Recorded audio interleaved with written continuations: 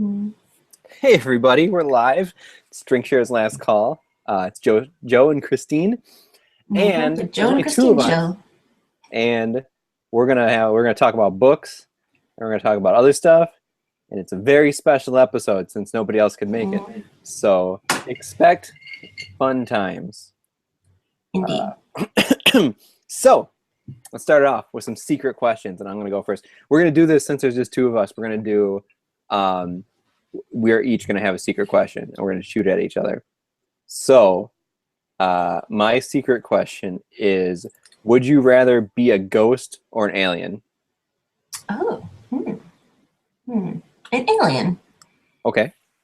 Yeah. A ghost would probably be like a really frustrating existence. Mm-hmm. Um, and you kind of, I mean, assuming you'd be a ghost on Earth, you've seen Earth before. So if you were an alien, you'd have like all new cool shit to check out. So that's better. I think if this is my question, I'm gonna answer it. Yeah.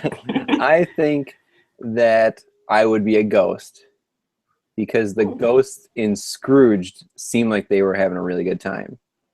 Oh, if you get to like Be haunt like, people and yeah, tip. like the kind of crusty haunted cab driver. He Mhm. was pretty cool. And I feel like it would be cool to be a haunted, crusty cab driver that bothers Bill Murray a lot. Ghost. Yeah. Yeah. It's a very specific type of ghost. Oh yeah, it's an open-ended question. So, All right. All right, what's your question? My question is, what table did you sit at in high school? I sat at the kind of reject table, I guess. And then um and then it made me sad because I was like, geez, this table, we're all a bunch of sad guys. So one day I saw some other people and I said, hey, could I sit next to you guys? And they said, sure. And then I you, became friends with them. you left your original table? No, I kept them. It's just, I like, it's like, Moving I on broadened up. my horizons a little bit. And that's the go, like, if you're stuck on an island, sometimes all you got to do is ask for a boat. All right. How about you? It's kind of like a hodgepodge table. We Mhm. had, freaks and geeks, smart kids, band kids, mix. I don't know. That's kind of where I ended up. Because then a lot of my friends, we were in like musicals and plays and stuff like that. Yeah, that was Um, usually what determined which lunch of the three ABC lunches you had. uh-huh. Because that was like that period was split into three. So Hmm. two sections of that period you'd have a class, and the other section you'd have a lunch. So all the band kids always had the same lunch together. Yeah. I don't recall how the lunches were set up in mine. I worked at the school store and we sold Subway, so it was very popular and the lunch ladies were You always sold mad at us. Subway at the Yeah, school we sold store? Subway. They used to That's really weird. yeah, they used to like a guy from Subway would come and give us like 100 pre-made sandwiches or something every morning, and then we'd load up the freezer, and then people would come. They'd line up like crazy to get a Subway because Subway tastes a lot better than getting some uh, you know kind of gross chicken or something. We had, I mean, not in the school store, but at the cafeteria, we had Pizza Hut pizza, Mm, and we had Chick-fil-A on Thursdays. that sounds awesome. Chick-fil-A Yeah. at your school. Yeah, and they had a decent salad bar too. So it's not a So bad and that lunch showed up. setup. It just showed up at your school, like Chick-fil-A. Well, I mean, they arranged it. It was a weekly thing, yeah. But it was just the chicken sandwiches, like with the two pickles, that sandwich, Still pretty good because it's like and the so same kind nothing of else but that. seasoning. It's like the same kind of Yeah, seasoning as the yeah. nuggets. It's way better than whatever the specials were, Oh for man, sure. that's so good. And it was just like it was just like you just go to the line and it would be like Chick-fil-A. Yeah, they instead of having like a typical cafeteria line, there was like a cafeteria section Hmm. with food in different spots, and then you'd go through the register Oh, at the front. More like how my college's food selection was. Yeah. More like that. What are you drinking tonight? I've got some sweet tea vodka with a bunch of lime juice and a lime popsicle, what's left of one. And then later on, I'm going to move on to some wine. I How have about you? I have this little glass. It's lemon sake. Ooh, So there's fancy. I forget the name of it. I think it's like Masago Marketplace in Chicago, or in Schaumburg, which is by Chicago. And they had taste tests, and I don't know what this label says because it's all in a different language. And but it's good. It's lemon. Oh, it has English on the back. Pretty. So it says yuzu omi sake with natural yuzu juice. Okay, so it's not. Ooh. So Is it's yuzu a lemon? yuzu, not lemon. It's a citrus. Okay. Yeah. Got it. That's I probably don't- like they Americanized it and said it was lemon, maybe. Yeah. If it I says don't that know. anywhere. Or maybe I don't just know. drank it and said and like Assumed thought it lemon. was lemon, and then I was That like, would- "This is yeah, great that makes lemon sense. juice," and the lady was just like, There. You sure did." So, are you reading anything? I actually just started reading The Nightmares. I met Gino Finicaro. He said it was like Pinocchio. So Finiciano? Finocchio. Finocchio? Something like that. I I don't always know. thought it was like Finiciaro. I didn't. It's not like that. Okay. Finocchio. Yes, like that. Let me look it up. I need to practice it more, but yeah, I just met him over the weekend because he's one of our me and Elena and him are all in Philly. Mhm. The Drinkshares author crowd. It's like a happening place to be. It's a pretty good place. I vouch for it. So yeah, I think he's really close to handing his manuscript in. And I was like, I'll read it and give you a blurb. So I'm reading it and then I'm gonna give him a blurb. Yeah, all right. Let's see. It's G-A okay, so Finocchio. Finocchiaro. No. Finoc. There's no EA part. But there's like a CHIARO. I know. But you have like the Terzieva looking. Yeah. But yeah, it's we just made Terzieva. we just took a name and then put another letter on it though. So because it was Terziv, and then we put an A on it. Finocchio. Sorry. Once I get him on the show, and then he can. Yeah, you get him on. He can say it, and then we'll have listen to it on repeat until we can remember. Official recording of it. Yeah. The real deal. All right, I'm gonna close those so they don't distract me. There's gonna be a lot of distractions tonight. I'm pretty sure. I got this book from the same place where I got the sake, and it is. Ooh. Yeah, this is I can't read it because it's backwards. Mobile Suit Gundam Origin Volume 1. I guess there's like 10 or 11 of these right now. And then it's a manga that's translated, so it still opens in the what is that, left to right or right to left? Yeah. And then there's lots of cool particular Gundam. Sweet ass robot action in here. Nice pictures. Yeah, lots of good stuff in here. I haven't started reading it yet because I just picked it up yesterday. But it was cool. Do you know which Gundam that is on the front? It's I don't know. This is supposed to be a retelling of like the Gundam origin story. So Gundam Zero? I'm not sure. It's the Gundam, because here's the old the old school like crusty Gundams. I'm like moving my head as if that'll make the glare go away. Oh yeah, let's see. I can mostly see. There we go. There's like kind of deglare. So yes. There's like the old school like crusty Gundams. Oh yeah. Not the unique one of a kind. Yeah, not the crazy like one. You are special and you are the only one that can pilot this Gundam. As these stories go, let's see if I can flip through. And like the best guy never wants to pilot the Gundam. Yeah. He's like, no, I don't want to do it. I got a lot of issues and I'm like the best, but like I'm like feeling really like angsty about it. So you're like, so emo. And I don't know, dude.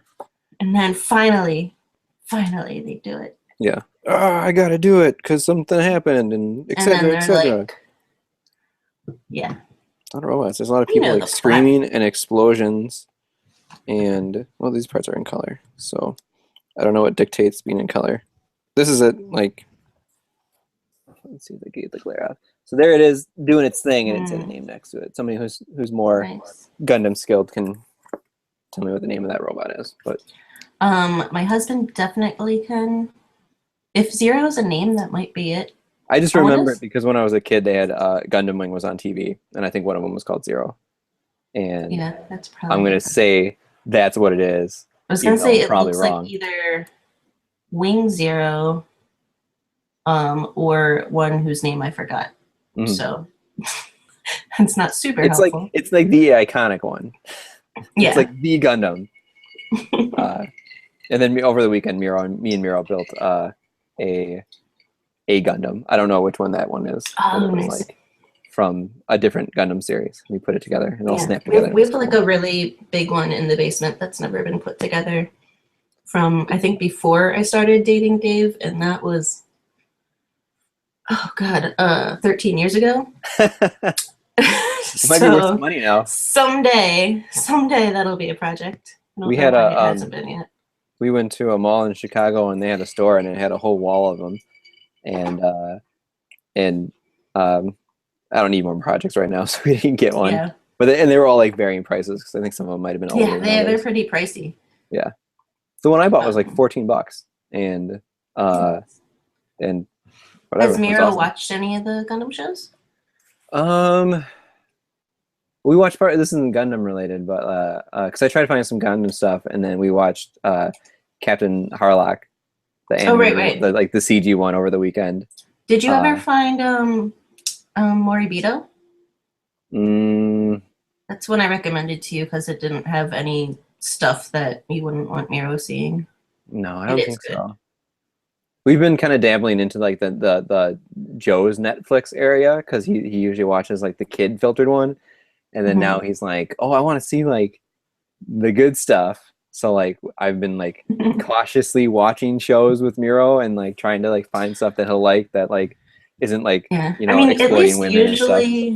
usually if they're gonna have that stuff, it's in the very first episode a whole bunch. Mm-hmm. Kind of like how HBO will there's They start always open with the sex. like super sex stuff in every first episode. It's usually the same deal. Yeah, that's what happened. We tried to watch one, and it was like one that like I don't know if Netflix produced it or if they what happened or if they just bought it or whatever. It was like something like associated with Netflix. And I don't remember the story, but it was like in the first 5 minutes, the guy falls over and like grabs the lady on her breast. And Right. it was just That's fuck. I mean, almost every new anime that I've seen, like that happens almost immediately. And that's not good because these are not these are not things that I want to teach my kid. Like I'm teaching my kid to like respect women and like be appropriate and like don't like oops, I fell on your chest and you have to find the older stuff. Yeah. So but Attack on Titan, I mean, that's pretty creepy at parts, but Miro's good with creepy stuff, right? Yeah, he's good with creepy stuff and like yeah, it is a bunch of naked. I watched part of it, and it is a bunch of like naked people, naked giants running around. But like, they're not. They're muscles. They're not really like. Well, like the little ones are like scandalous. kind of like yeah, oh yeah, they're fatty, That's kind of true. just big naked, Forgot about those genitalless ones. men running around, kind of like flailing arms around. Creepy Barbie and Ken. I feel like Miro would probably dig that show though, because of the parts I saw with it. It's just like people getting eaten and like giants getting their heads cut off. It's pretty awesome, and the music is really, really good. And then he wanted one. So we were in like the manga section at this place on Chicago, and he wanted one. And I don't know any of these books, so I don't know like which ones are appropriate, which ones are inappropriate. I'm just like trying to look for ones that like I recognize. And he wanted one that was called, and they're all shrink wrapped, so you can't look inside and see what's going on. Oh, that's weird. Yeah, I've never seen that before. So you kind of have to like do a flyer on them or do some research and like order them on Amazon. And he wanted one that was called Corpse Party, and it was about people like as you do, high school kids doing something, and then like creepy stuff happens. That was kind of like the gist on the back of it. And it was two women in high school clothes, like on top of each other with like blood splattered on them. And I was like, Yeah. Miro, I don't know if it's appropriate for you, buddy. Like, I'm doing a Google image search to see if I find some corpse party. seen that one. No, I've not seen this one. It looks very similar to a different one I've seen, which is weird. But yeah, pretty much anything that takes place in a high school is gonna have that stuff that you don't want Miro to see. Yeah, so I told him no, and then we got him a Pokemon book, and I've been reading the like yokai books to him, and that's been okay. It's just like he's always got this hunger. He's got this hunger for more. He's like begging me to go like see like he wants to see Freddy Krueger. He wants to see Jason. Like he wants to like see all these like movies, and I'm like, yeah. I mean, you're getting older. You know, we watched what was that movie that just came out? It's the Netflix show that everybody was crazy about. Stranger Things. We watched that, and that would have scared the crap out of me as a kid, and he totally handled it. So it's so good. Yeah, I think he can. I thought it was gonna scare me, like, because I don't know, there was something about it where, especially the first episode is scary, but it's still so good that if you don't like scary, you still want to keep watching it. Yeah, there weren't like too many scary parts. It was just like some parts that were like, and you don't know anything about the show, so you're not like, okay, is this gonna like become really creepy or is this gonna be more suspenseful? It was kind of like a mix. You didn't really know until you finished it. True. So we're 17 minutes in. Should we start with the agenda? Yeah, we're actually ahead of schedule. Usually we're still chatting about books. But we should start. Why not? Because it was just the two of us, so we got a lot of insider information. So in this one, we're talking about the book process. So this is kind of like you funded your book, your campaign is over on Drinkshares. So now what? What do you do? That's the premise. And go ahead. So I think the majority of this show, definitely the 100% of the current cast members that are live on air right now are at the same point where we funded, campaign's over. So now we're finalizing our manuscripts.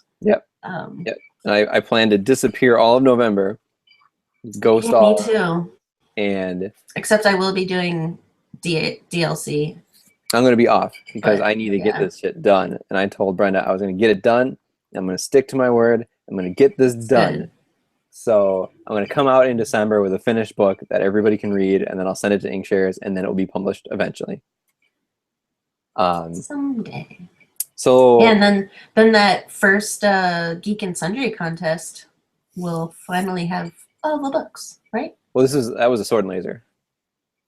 Oh, yes, sword and laser. So yes, the final sword and laser contest will finally complete its collection. And I don't know the status of the other ones. I don't know if are they all done or. You guys had so many. I'm not sure which books were in it. Yeah, I guess. I know that on mine. Five on the winners? last, there's 6, and I don't know if in the second sword and laser if there was, because there was a second sword and laser, right? Yeah, but not until I want to say January of this year. And are those, or maybe it was December. I don't know. I'm gonna do some research real quick. I don't know. Because I'm gonna be like the last person to ever release a book. I'm sure that there's people that are straggling. Life Engineered, right? Mm-hmm. Ageless. Yep. Is that yours? Your contest? Yep. Those are all mine. Unattractive Vampire. Mm-hmm. Was Asteroid Made of Dragons from yours? Yep. That was yours too? Okay. I got it right here. Multiverse. Vampire, Multiverse, Ageless, I didn't know that one was from Life Engineered, and my book. And Asteroid Made of Dragons, because there's 6. Cool. That's a lot. A lot of books. And then they were like, this is too many books. We need to chill. We need to chill out. It was probably the right amount at the time. Yeah, it was right. Yeah, it was good. I was glad because G. Derek got his book in on the end, and then that book totally deserved to be published. So Yeah. it was good. We have So in the second, 3 of those books sitting over there. we have there are 3 winners, and it was Animal and Man, Last Machine in the Solar System, and Bones of the Past. And I think most of those are still. I don't know if any of them. I think Bones of the Past is That's almost getting out close, but it's not out yet. because it's got his cover. Yep. And then I think Last Man in the Solar System, or Last Machine in the Solar System, and Animal and Man are still I think The Last Machine in the Solar System might also be close. okay. I think. It's a different cover. Yeah, if it's a different cover, then it's probably wrapping up the process. And then let's see. Well, I don't know about the other one. It may be still worked on. So he's another Joseph. So these Josephs. There's a lot of Josephs all of a sudden. They can't finish their books. You should have a club. The Joseph Get Your Book Done Club. Yeah. So you fund a book, and then what do? Like, what's happening? You got to get it done. Yeah, if it's not already done, you got to get it done. And especially if you're a new author, that's quite an interesting sort of pressure to have for the first time ever, where you're not just writing for fun. You actually have people waiting on it. So there's, more stress than what you're used to involved with writing. Still, you got to get on that and have a plan of attack. Tell me more about this plan of attack. Don't be like me and other Josephs. Don't put it off forever. So I don't know if I have a plan of attack. I have a plan of attack now. But a lot of my part was getting my plan of attack, learning how to make a plan of attack. Yeah. And then now hold on a second. You tell me about your process for a second because I need to mute this mic for a second because Mira's going to jump up here and say goodnight to me. All right. Whoa. That is a rap time, Mira.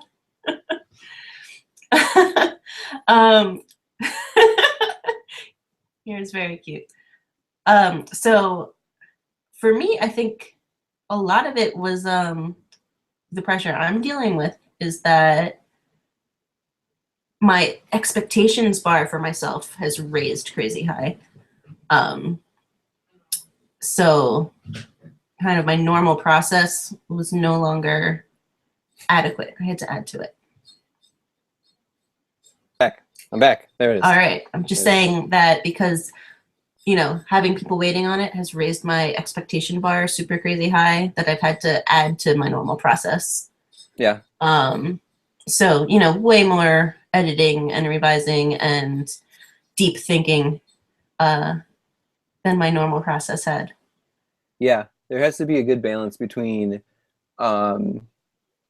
quality and actually finishing it. Because if you can poke at it forever.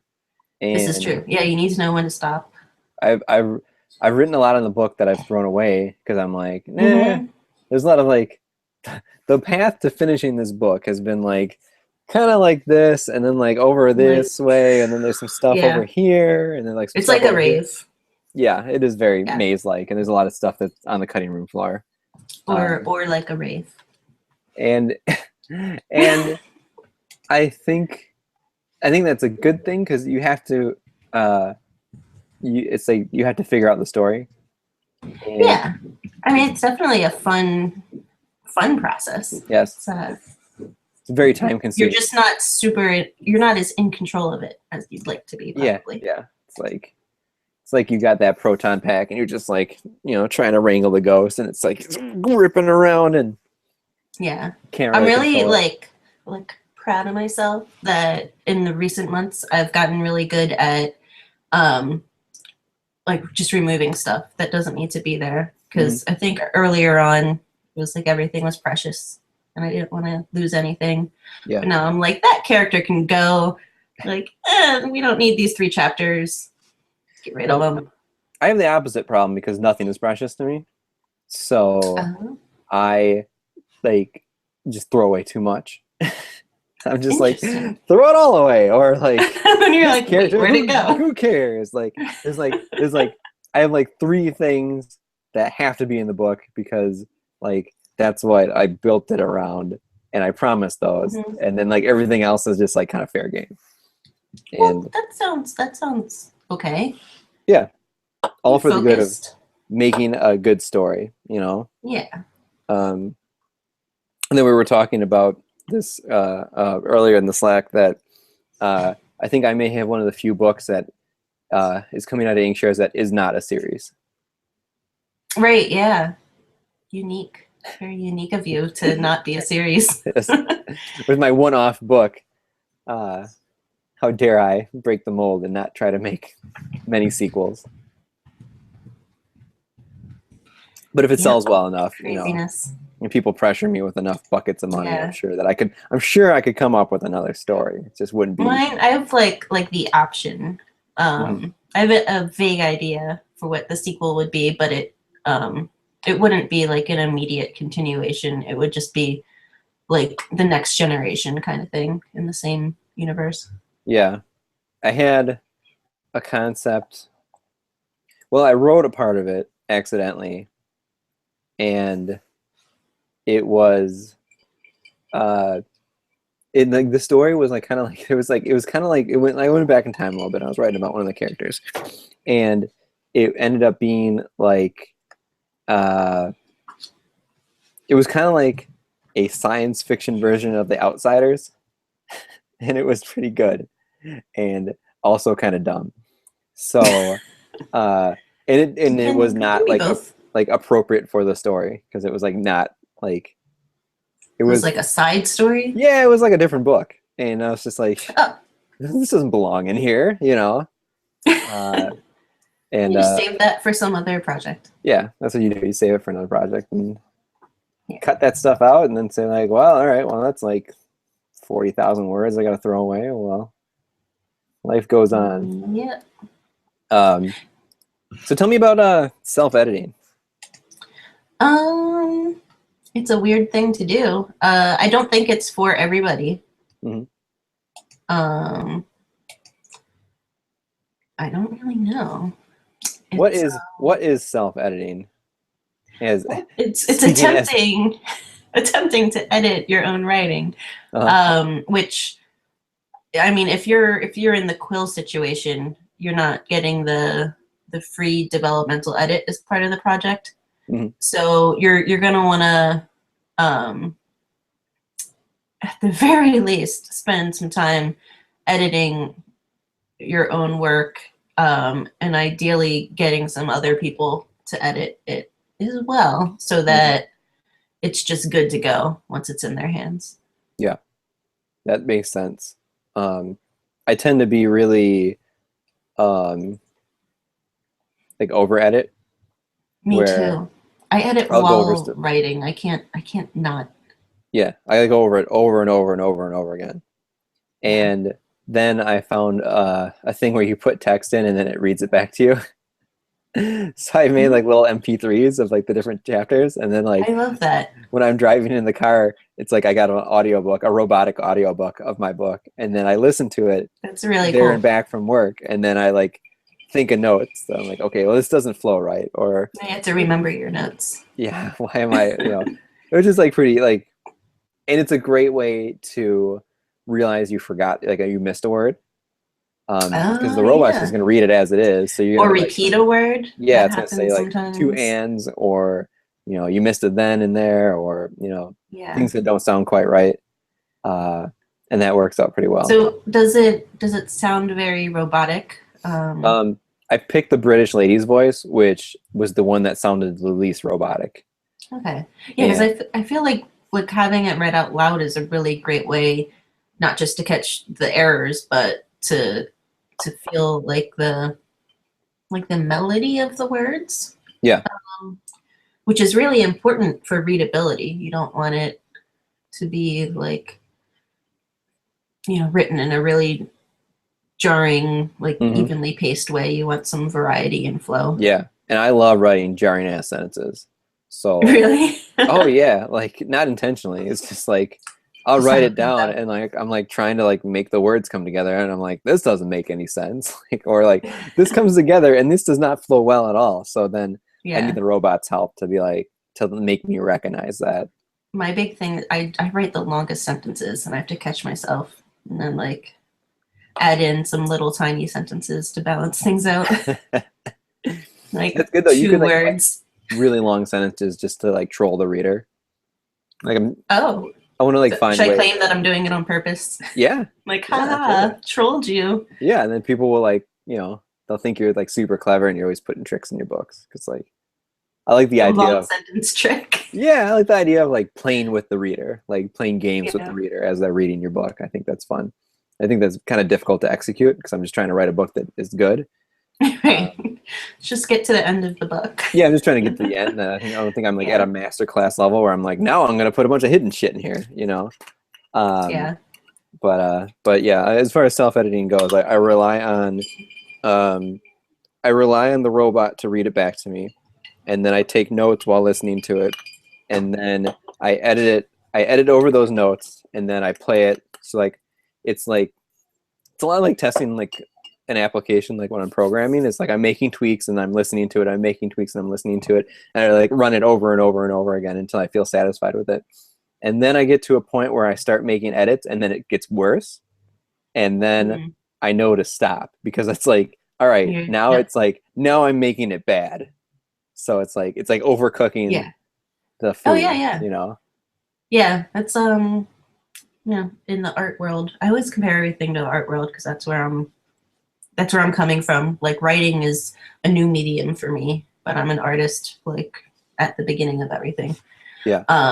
But yeah, that's like when you start overworking a painting. Um, if you can catch yourself before you completely ruin it, that's like the sweet spot that you need to develop over time, the skill to recognize when you hit that moment and stop yourself. Yeah. I'm just gonna type something in the chat real quick. They're asking about the Go thing. for it. The thing is So called just Read to, Speaker. I'm gonna type that in. So oh yeah, Read definitely Speaker, plug that. the text-to-speech solution. And I'm on their website real quick. I'm just gonna check out something, and it is, which is the name of the one that I use. Read Speaker. Oh, Seems the like they actual changed. voice. Yeah, I'm just trying to check the. They've got a bunch of different products here. I think they may have changed the name of the product that I use. Um, Oh, but damn it. but yeah, it's good. I like it a lot, and that's what I use to make things read it back to me. Because if you can do that, you can record it yourself, and then um, and then not and then you make the same mistakes. You like read over the double words and do all kinds of stuff like that. I Yeah, it's really hard to catch your own typos and mistakes. think it's called Read Speaker Text Aid. Yeah, Yeah, it's using like really different parts of your brain when you're actually creating content Mhm. versus editing and proofreading. Yeah. Log into this thing and see if this is right. It's like aimed for more professional stuff. Yeah, it's called Read Speaker Text Aid, and that's what I use. And I think they're kind of geared more towards like text automation and like business stuff. But I think the text aid is like a one for individuals. So it's Yeah. not directly aided to designed for the like stuff that I'm trying to do. It just seemed like when I looked at different solutions, it was the one that sounded the least like a robot, like the most natural. Mm-hmm. And Yeah. if it sounds too robotic, like you said, the melody of the words, you're not going to be able to identify that as well as when it's Right, more because it's natural going to sound sounding. like it no matter what. Yeah. Yeah. You'll get a little Yeah. bit of the flow and be like, all right, but you want to have like the right kind of, you want to have a synthesized voice with the right cadence. Yeah. And once in a while it's still a robot. Once in a while it still gets weird and will like bug out and like it will just say like a wrong word. And you just have to like in your head you have to be like, okay, no, that's correct. I don't have to put a note there. I know that it like missed that word. Like it'll like miss a the all of a sudden, and it's just like, no, that's definitely there. Like I see it in the text. I know it's there. Nice. And it works really well. I like using that, and it's kind of cool to drive in your car and have somebody read your own book to you. Yeah, that's super awesome. I know I do want to point out, like, even if you have the full publishing on Inkshares, you know, if you have the means and the time to get either professional editing or the closest you can manage to that before handing it in, it's still worth doing.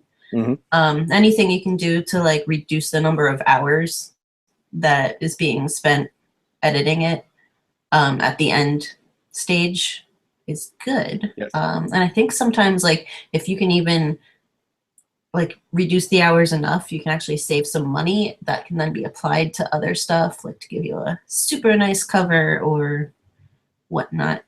Yeah, I feel like covers are. Or you might be able to like move your release date up even if it doesn't take that many hours. Yeah. Yeah, so, hey, this person delivered a polished manuscript that isn't like a hot mess of typos. Yeah. Give this person some attention. I just like my like secret fantasy is that if I produce a really polished manuscript and I give it to Inkshares, then they'll like be like, yeah, this is super polished and good. Like, let's really push this book and get it into a lot of stores. And yeah, I know that if there's some like buzz behind the scenes about it. That's my whole. I don't know. I don't think it works like that.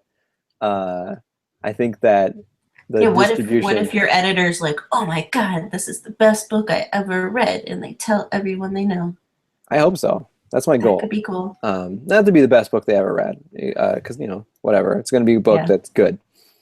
And I just want to make something that people actually are interested in reading, and I want to get it to as many people as I can, just from the standpoint of, you know, I think that's everybody's goal, right? You know, it's like get it to people that want to actually read it. I would hope that's everyone's goal, to like make it the best book, to reach as many people as it can, or to have as many people, you know, super enjoy it as possible. Yeah, not just getting the book, but loving the book. If somebody, I will consider this. I'm working on this book for a long time. Like I'm ready to like move on to other projects. Yeah. And if the book goes out and one person I don't know writes me and tells me they enjoyed it, I think the project is a success.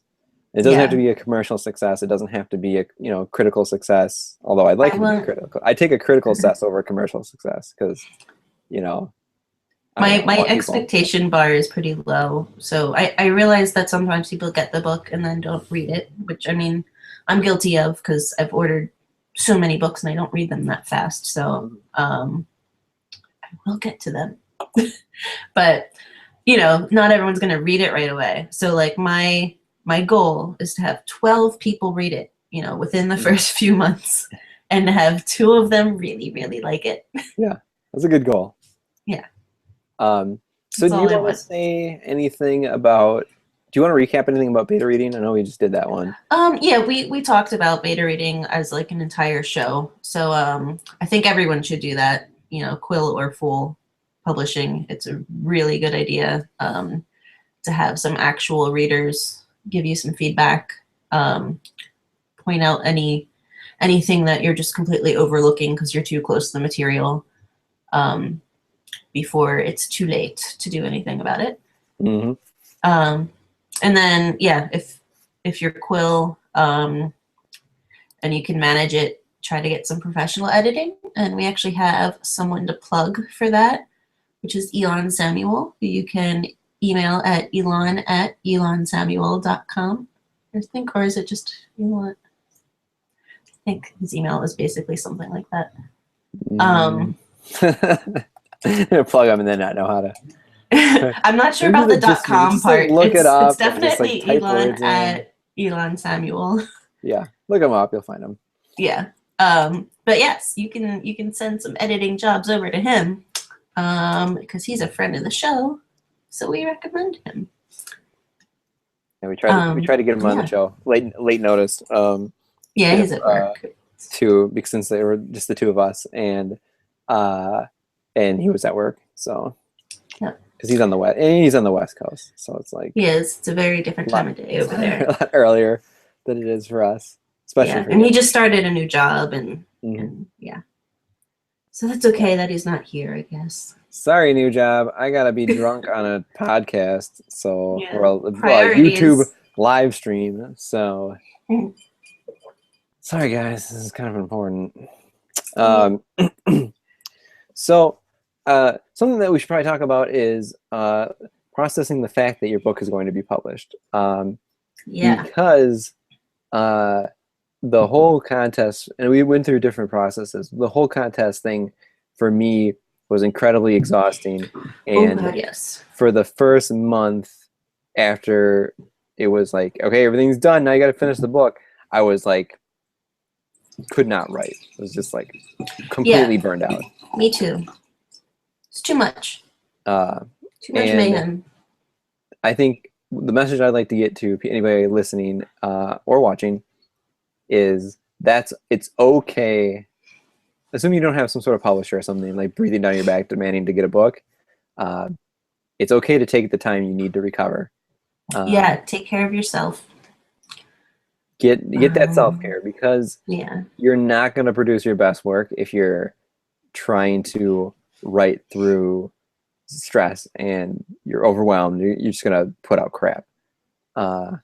So make sure that, everybody writes differently, but my advice is to try to get yourself in a good mental state when you're working, because that's when you'll probably produce your best work. If you thrive on the stress, then maybe you should just constantly be in a contest. Present a contest forever. Amazing work. Or just pretend you're in a contest. Like make your own contest and just put like randomly generated books on it, and they're always like slightly ahead of you, and then like this is my contest. They'll rock it up like 20 books, like every idea you ever had on there, and compete them against each other. Mm-hmm. I like that. Yeah. So if that's your deal. Yeah, if you just want to be stressed and sad and like have no time for anything else. Again, you can do that.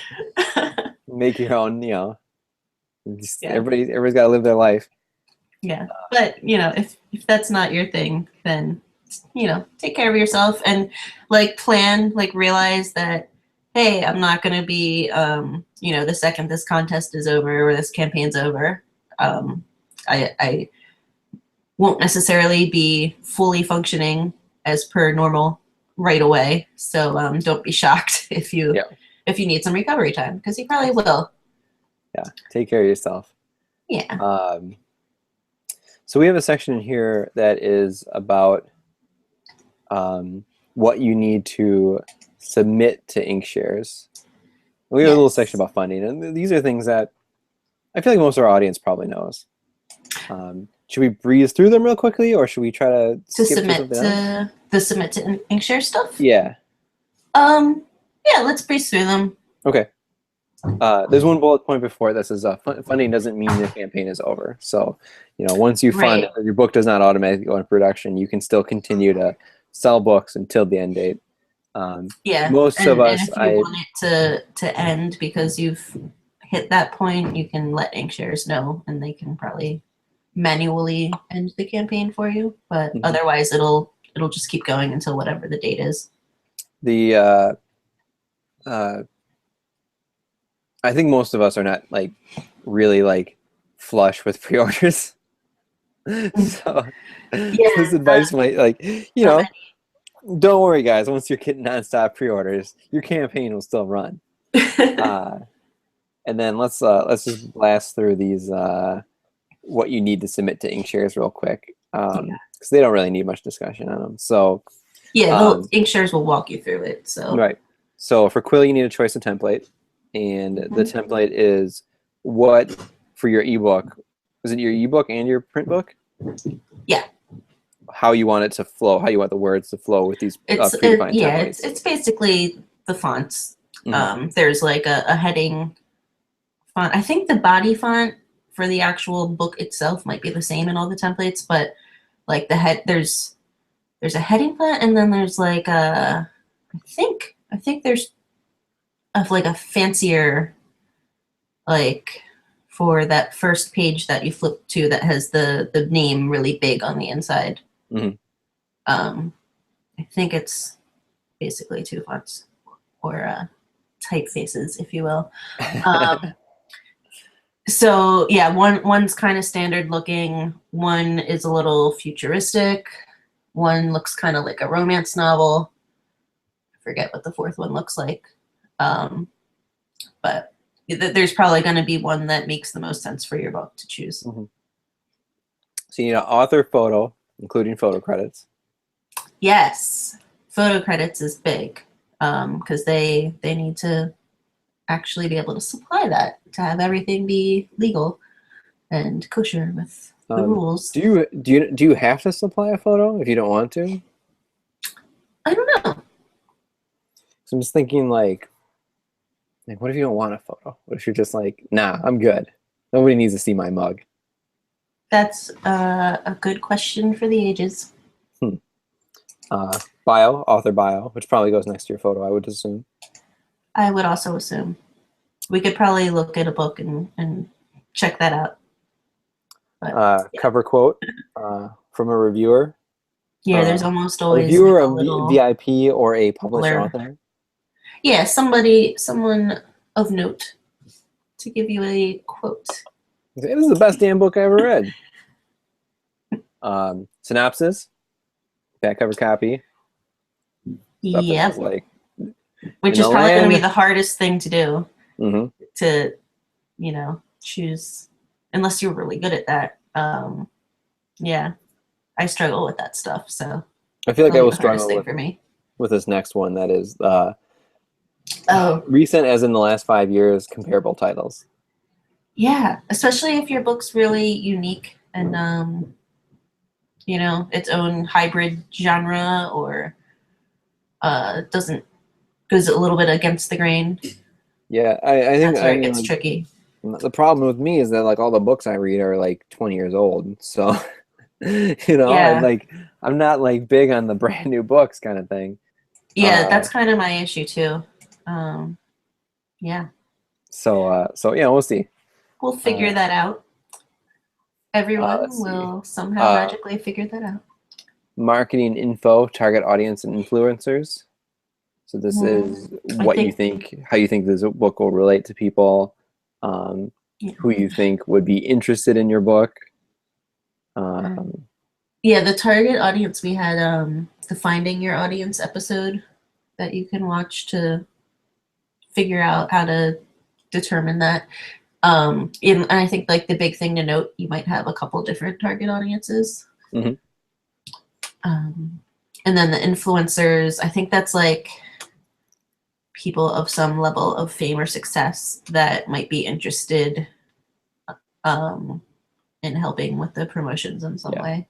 Find some person what tweets a lot and ask them to tweet your book. Yeah. And that's just, I think, only the full publishing Drinkshares has to. For Quill, I don't think you need that information. It's just for full. And then for Quill cover art. Yes, but you don't hand that in with the manuscript. You wait until after they give you the specs, because it needs to be set up correctly in the InDesign document. And the exact measurements are going to be determined by the exact length of your book, which they won't know until after all of the editing's done. Yep. Let's see here. Maybe when this is full inks process, 3 rounds of 3 with a group selection process. Oh yeah, so for the full Drinkshares artwork, they supply that, but there's a pretty cool process where they start out with like 3 basic ideas. The artwork isn't super developed or detailed usually, and then you narrow it down. Yeah, 3 rounds of revisions. Yep. So every time it gets more and we would more do fully realized. when we were doing development. I worked at an agency where we would only give 2 different comps, and because sometimes when you give 3, like people would get too confused. Was this what was this for? Or if you want to For like websites. oh, okay. So we're like doing a design. We would do like a lot of places did 3, and we would do 2. Like one that is like, just 2 different like takes on the idea. And then they would do. Sometimes they would like feel really strongly about one idea. So this is a trade secret. So throw it on the internet. Listen. Sometimes they would like feel really strongly about one, so like the second comp would just not be as good. And then, like on purpose. Yeah, and because they'd really want you to pick comp A. Yeah, like this one looks creative so director good. or somebody would be like, or the designer would feel really strongly about it. And then it's still up to the customer. So sometimes they would pick like comp B, and then you'd be stuck with like the kind of crusty one. And that's just how it works. Interesting. Yeah. You gotta be careful with those people. They're always sneaking. Everybody's got an agenda.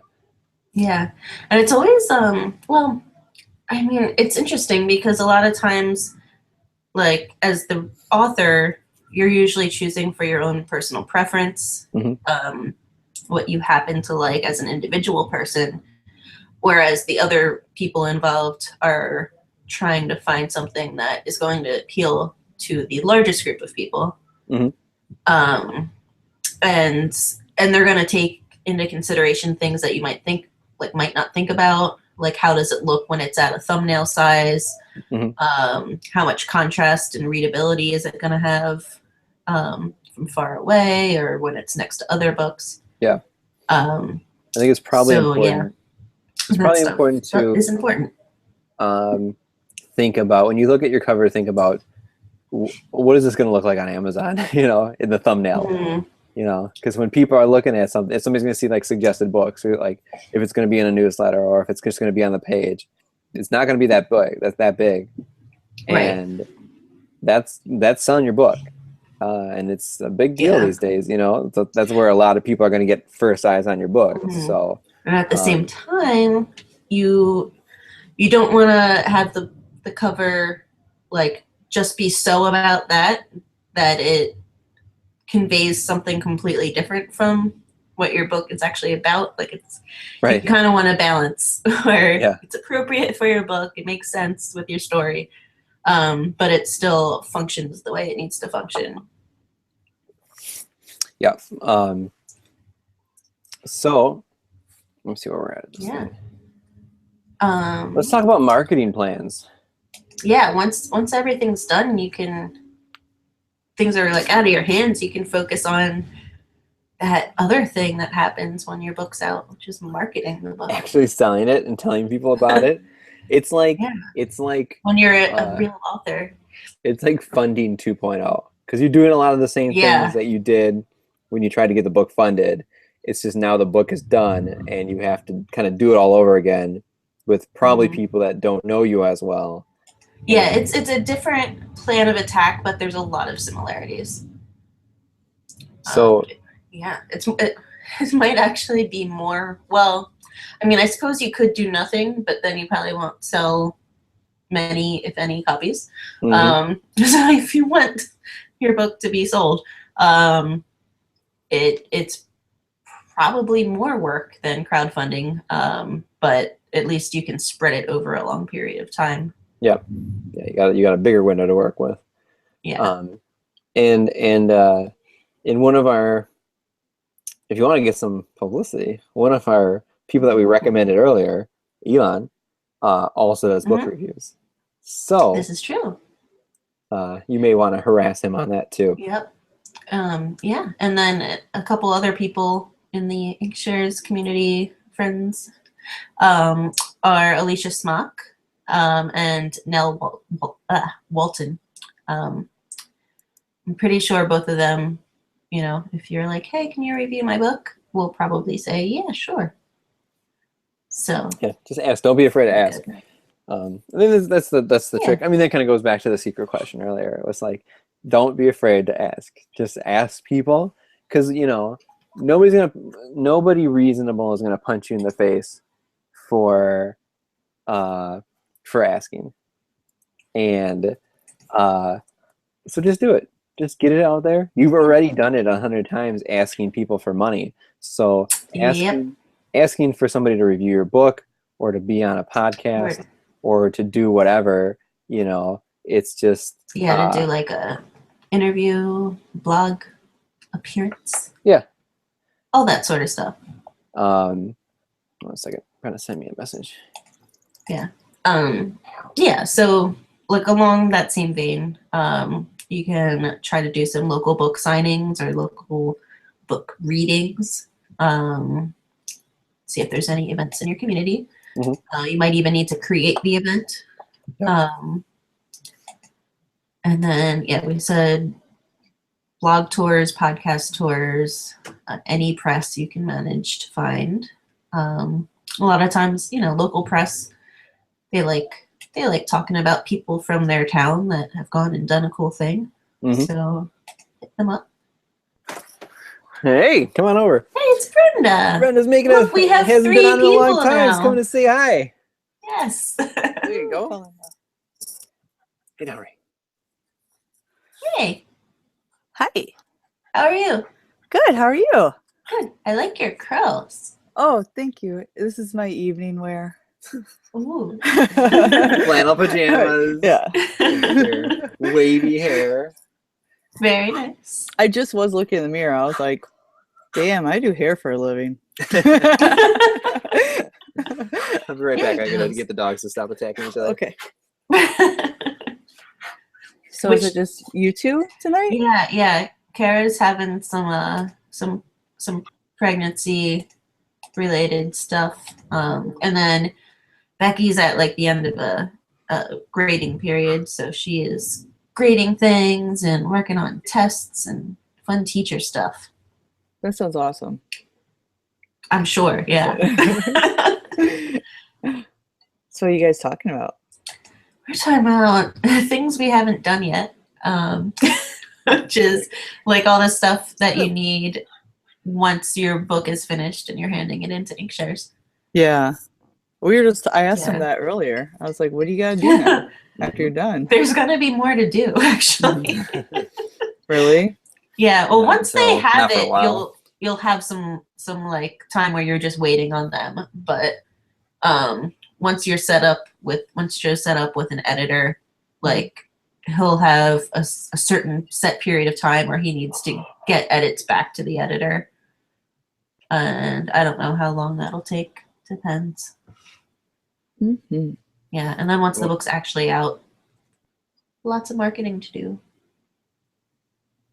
So we'll start talking to bookstores and stuff. I'm like excited about that part. Yeah. I want to go on a tour of. I really want to have a giant launch party and just make it crazy and fun. That'd be awesome. Yeah. What area are you in again?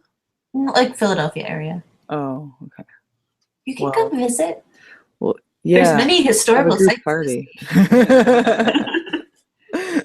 I was already masterminding. What's the dog doing? He's just chewing on everything.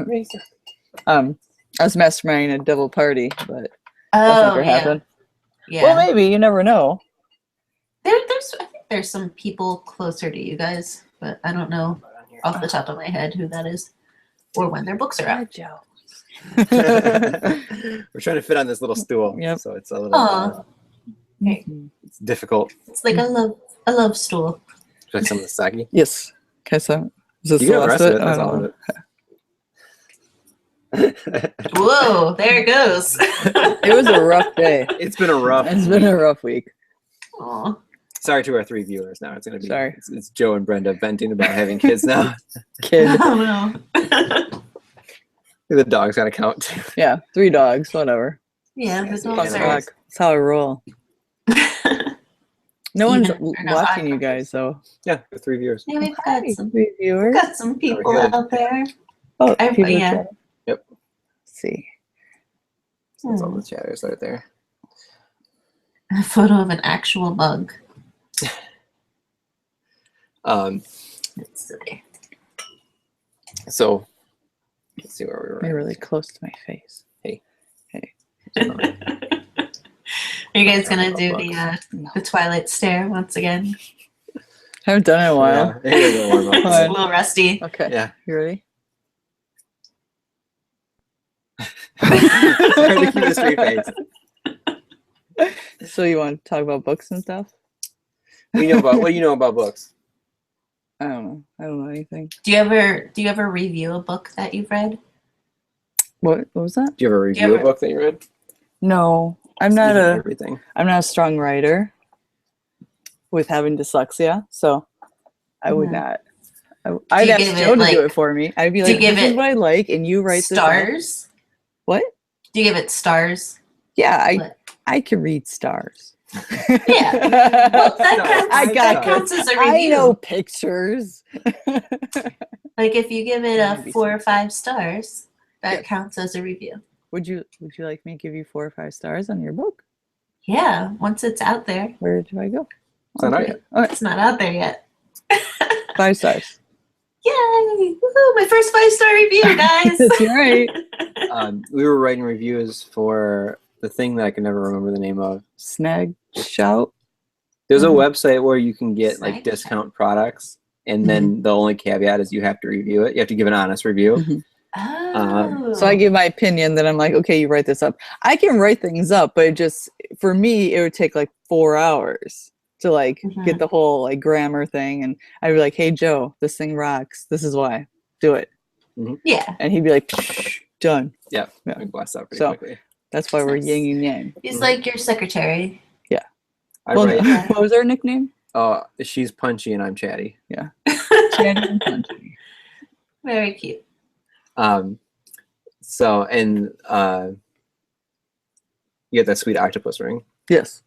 and then we got a shower head. That's all you've gotten from it so far. You Because I still have to write reviewed the an review. octopus? Yeah, no, right? but okay, everything's that okay, I gotta figure out the name of it. Everything's he's not doing it. Let me review it properly. Yeah, lay it down. So it is name brand things at massive discounts. So I got this sterling silver ring for like $6.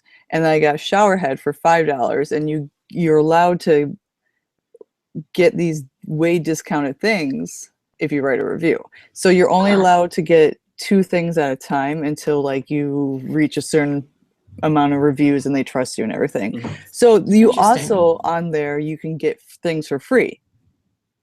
But they're not That's what stupid I would be things. interested in. They're like awesome things. So like you could get a shovel. I don't know. Like my friend got a A knife really set. good The shovel. most bitchin' shovel Yeah. I've ever seen. She got this amazing knife set. Hey, our snow shovels like break every year, so Yeah, I'd be ours interested too. in a shovel. What else? Snapshot? What is it I called? think it was Snag Shot. Snag shot. Is it Yeah, dog? not snapshot. That's cool. Ray, Dogs eating everything. come here. Ray, what are you Yeah. doing? That's the back of my head. Because it's a live show. Hey guys. Yeah, so I would check it out. It's awesome. It's awesome. And so you just get somebody to write you a review. You order all the stuff. And Joe will write the review. for And you. Joe will do the review. Yes. Give me that's my Yeah. my job Mhm. after finishing the book. Yeah. Is I'm just gonna be a professional product reviewer. Mhm. I review. You get the discount. So this is my scheme. Somebody gets a discount. This is new to me. Just, I just made it Of up. course. Just now. I just made it up. Somebody gets a discount, and then Just anybody. anybody, but they don't want to write the review. They just want the discount. Oh, I Then see they where you're going. then they give me the gist of what they think about it, and then they pay me some money. And 'Cause they're those, still, no, they pay you in those things that are obsolete on the Fitbit or what's it called? Oh, Bitcoins? Yeah. Those are still And hard. Bitcoin. They're just really hard to generate. They Yeah. cost a lot of money. They cost So more there you money go. to generate. Yeah, I so- accidentally spent those on Drinkshares the one time because I like clicked on it. It was like, oh, I want to learn more about this, Mhm. and then it was like, oh, you're buying a book with Bitcoins, and I'm like, wait, no, I'm not.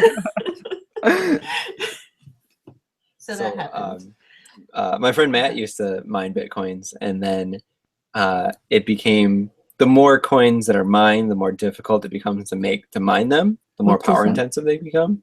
It's because of computer Right. stuff. Mine? Are you saying M-I-N-E? MINE. Like, so you mine the Bitcoin. So you have like your computer needs to process these things to make the money because it's like an encryption thing. Okay. So all the money is imaginary and it's all processed. And the more that are processed, the more difficult it is to crunch the numbers.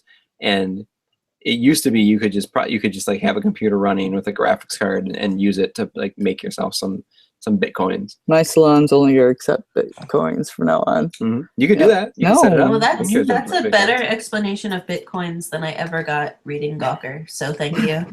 And the trick now is that it costs, with current energy rates, it costs more to generate the Bitcoin than it does to that you actually make off the Bitcoin. Now it's time to get in. Just kidding. So the only way that you could make money off it is like have renewable energy or something that doesn't cost you something, Mhm. and then use that to power your server farm that generates That it. explains why you almost never hear about them anymore. Yeah. Or you would have to or you could speculate. You could say like, well, I'm gonna generate coins now, even though it's gonna cost me This more. sounds like an awful thing. Like, who put this together? Some dude. Some dude. Nobody knows unless they figured it out. There was like something where it's like, I locked You myself. guys are so in sync. Oh, no. I locked myself. Sorry. Locked myself on my computer. There we go. We're back. Because we're parents. So we hear noises and then we're like, what's that? We're, That's how we roll. we're used to something Nice. awful behind us. Mhm. We Yeah. have a routine. We Expecting the practice. worst. I was up here doing the show and then hearing Miro screaming downstairs and Oh dear. being a kid. Mhm. So then he ran up here naked and gave me a hug. He had underwear on. Yeah. So I made him put underwear on. You're welcome. he would have, He would have been up here without underwear. Tossing his penis around. Mm-hmm. Which would have been bad for a live stream. Because then we would go to jail. Nope. No? Well, I don't know. Yeah, I don't know. I wasn't here for a second. You saw that? I was like, Saki- no. Saki hitting you? Yes. That was putting me in I was jail. impressed with that. What, the nope? No, the drinking of the sake. Oh, because this is like lemonade.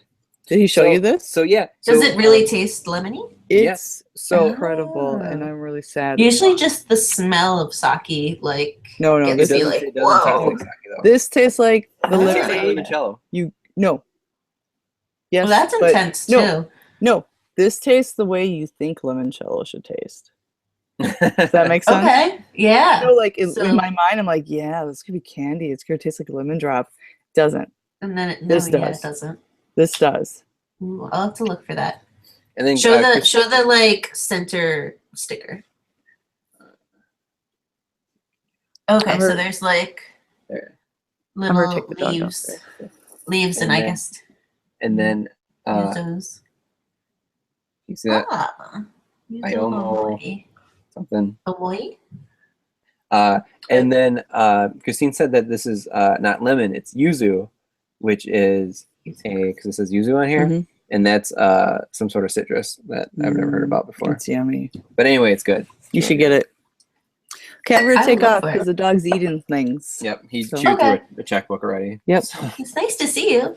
It's good to see you too. I'll Yeah. see you guys next month. mhm. Yep. Like that. Next I'll be out month. for a while. Well, I'm gonna be out all month, and then What is he Yeah. eating? Okay. and then we'll, I might see you on Halloween. When? they have a special Halloween show, which We're I gonna don't plan have on be attending, a but party they're where gonna you have can just drop in. Oh. So if Yeah. Miro's done trick or treating, we could get like super ripped and then like just show up randomly to a stream. Oh. Yeah. I get really aggressive. That would make it the best. There's no That's commitment the to best. it I'd be yelling at because her. they're rich. More sex. Okay, I'm gonna go. That'll be perfect. Bye. Bye. Been a while since we had the Brenda Minute. It's good to I return. know, yeah. It's been I don't know how long it's been. Really long time. Yeah. So yeah. I think we pretty much mentioned almost everything except for with the marketing plan. We did Thanks. not Ray. get to. You can set up a Goodreads giveaway, and there are also some newsletters that you can run ads in. And I have checked around to find out how people have had success or not had success with some of them. And it seems like the recommended ones are BookBub, which you actually have to apply to take out ads and they might reject you. So you might want to wait until your book is like doing really well and then apply to them. And then the other ones are Bargain Booksy and Fussy Librarian. I hear that they both have a good return on investment. So Interesting. check those out. So let's say your book didn't fund. It happens. What do you do now? Well, there's lots of people that stick around and relaunch later. Mhm. You can also look into self-publishing. Mhm. You could try traditional publishing, Mhm. which is quite a long process, I think, compared to everything else. That's the longest process and the least certain, but you won't have to put any money into it, and it would be really cool if you got selected by a traditional publisher. No money, only sadness. Yeah, lots of rejection for sure with that route. And there are just so many other like in between ways, like types of publishing now. There's other hybrids that are crowdfunded, like Drinkshares is. There's there's like Chanillo where it's just digitally published online. And some people you can do a vanity press if you just want to get the damn book you out. can do a vanity press. Yeah, if you have some money to put into it and you just want to have the book exist, you can do that. And now there's also even some like hybrid vanity presses where they will get it out in the world for you. So yeah, there's a lot of stuff to look into right now. Like I feel like every couple of weeks there's a new type of hybrid publishing or outside the box publishing option popping up. I feel like if you're gonna go the vanity press route, you should just make up a cool fake publisher and then do one of those places that prints the ebook, like prints the books. I forget the names of them right now. And then you can just tell people that you were published because the book is real and they'll touch it. Yeah, and you can put a fake publisher on it. I mean, if you're gonna go that route, I think you might as well just self-publish because you're spending money either way. Yeah, and then you could put a fake logo on it and be like, yeah, this is from Flynn and Jabberwocky publisher, and like they think I'm pretty cool.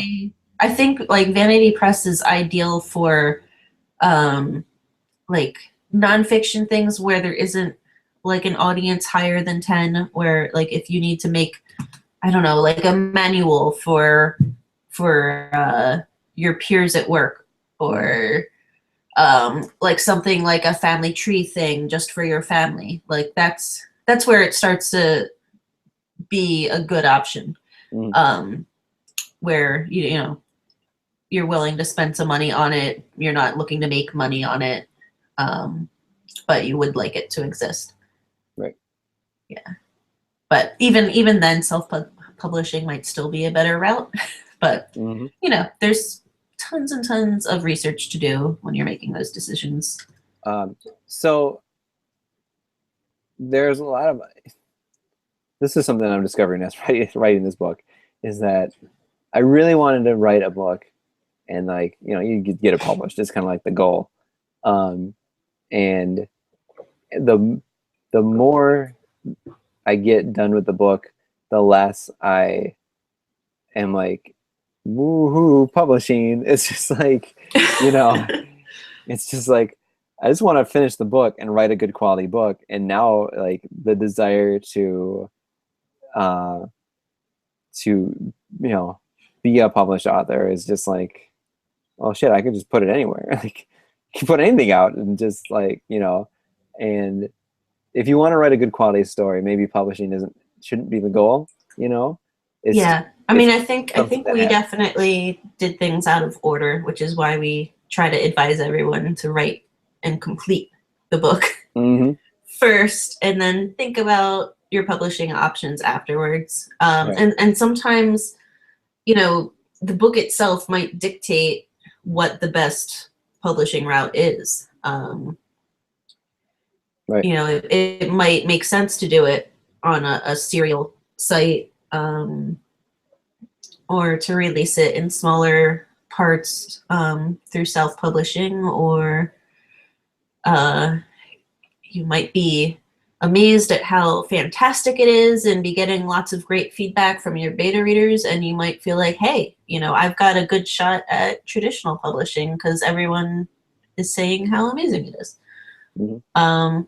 So yeah, it's different books have different publishing routes that make more sense for them, so it's good to have it done first. And there are so many books that are finding success in the self-publishing world, where it's like it's not, especially like the romance genre. Yeah. That stuff sells like wildfire in the self-publishing world. And it's becoming kind of a thing where like, if you want to get in bookstores, you still want to like hit the publish route. You're like, oh, I just really want my book in bookstores. Right. But that doesn't being published through a publisher is not necessarily the only gateway to, if your goal is, writer as a career. There's a lot of, there's a fair number of very successful writers that just self-pub or self-pub and, after having success with self-pub, then do, kind of like a hybrid method where like some of the stuff is traditional pub, some of it's still self-pub. There's some writers I follow that it's two writers and a reviewer or an editor, and they just pump out like a book every 3 months, and they got their own their own brand, and they've got each book is like a different genre, so like you kind of like get that rotation. That's what a lot of like a lot of the times self-publishing can turn into like indie publishing, where it's where an individual or a small group of people are starting their own indie publishing house, and they're just publishing their own stuff. Right. And it's really cool that that's something you can actually do nowadays. Yeah, technology has helped things a lot. Yeah, you don't technically need an office to have a business anymore. It's just with the internet, it's just like sitting up here in my attic with my boxes and stuff. That's it's appearances is everything. You have a nice looking website, everybody's gonna think you have an office. Yeah, it might just be a cardboard box, but it's yours. I mean, if you're a fiction writer, you can just bleed some fiction over into your reality. Yeah, it's good. No problem. We're great at telling stories. We can tell all kinds of stories. It doesn't have to just necessarily be about fictional characters. So, do you have any drunk opinions? I never really have these opinions when they come up, so no. No opinions. My drunk opinion is, don't have kids unless you really. I'm not saying I don't want kids. I'm happy with my son. He is great. It's just it's a lot. It's a lot. And it's a very good experience. And I enjoy being a father. And it's just, if you're not sure, you should not have kids, because they're a lot of work. And there's no guarantee that they're not going to be like, there's no guarantee they're going to be totally chill. Like, they're probably going to be screaming and throwing things and fighting with you and constantly asking for, more stuff. And so what, a lot of my friends, so I have friends and, we're in our 30s, and a lot of them have had kids already. Some of them, might be thinking about having kids, or are, have made a decision not to have kids. And if you don't have kids yet and you're in your 30s, there's a lot of pressure to have kids.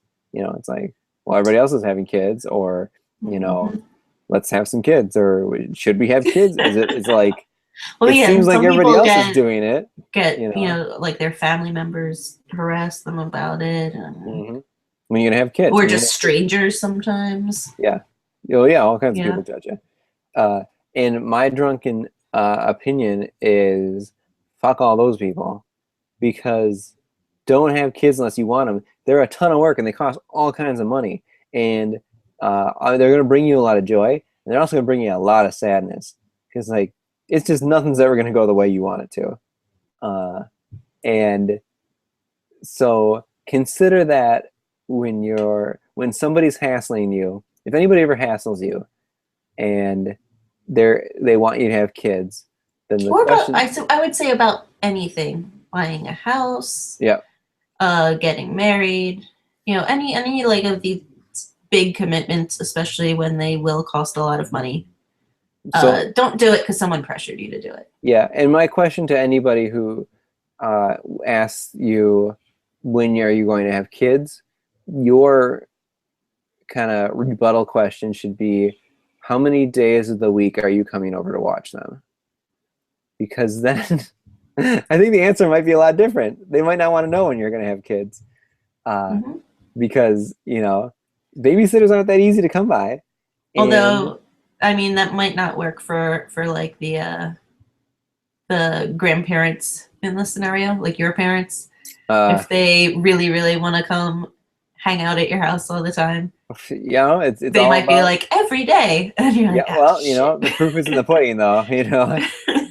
So if somebody wants to like kind of come back and say like, every day we'll be here, then you put that in writing. Yeah, let's get that in contract, get it notarized, and put some sort of financial penalty on it if they don't. Because a lot of people want to see babies, and not a lot of people want to hang out and watch those babies all the time. So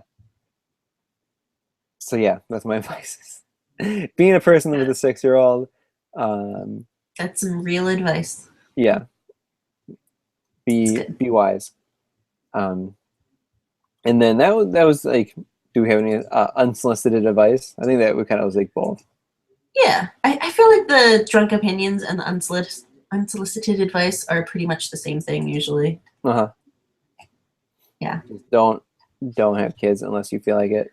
You could buy a really good boat or a really nice house for all the money you put into having kids. You could take vacations. You could just have like 8 dogs like I do. Just have like dogs. Yeah, lots and lots of dogs. So many dogs.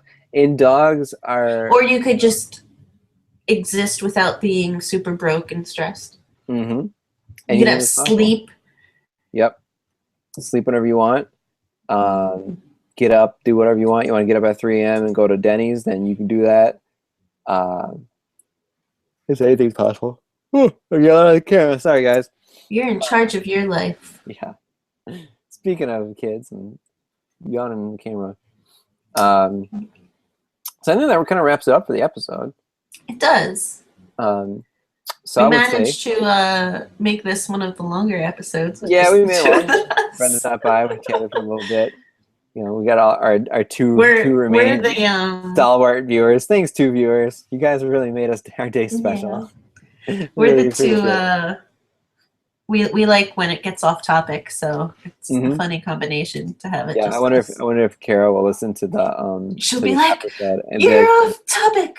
What's wrong with you guys? You spent 20 minutes talking about yourselves, and then Brenda showed up, and she was talking about hair or something, and then like the dogs were barking, and then that's not to criticize Kara because she's great. No. And, I love, especially when her sound goes out, and then she just has her faces to make, screaming at the camera with like no sound and like making faces. It's the best. Yeah, we appreciate it. We appreciate her and Becky. Indeed. Who could not make it today. The Drinkshares family. Mm-hmm. Yeah. So, can we talk about the next episode? I guess we already talked about that. Yeah, no, we can talk about it still. I mean, we should All like right. throw down something official. Next episode is on Halloween night, October 31st. It's on a Monday.